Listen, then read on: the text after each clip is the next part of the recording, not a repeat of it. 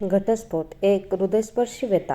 काय आहे घटस्फोट? कशाची होते ताटातूट? पती पत्नीची, दोन परिवाराची की त्यांनी रंगवलेल्या स्वप्नांची?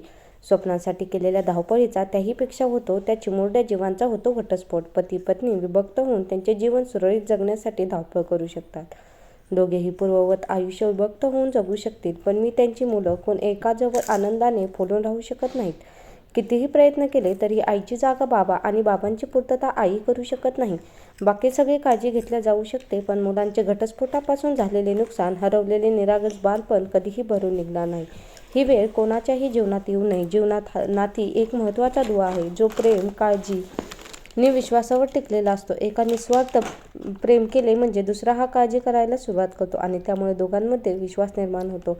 या सगळ्यांमुळे एकी निर्माण होऊन कधीही वेगळे होण्याची वेळ कदाचित कोणाच्याही जीवनात येणार नाही. पण हे सगळे बोलायला आणि वाचायला जेवढं सोपं आणि छान वाटतं, तेवढंच अवलंब करायला कठीण वाटतं.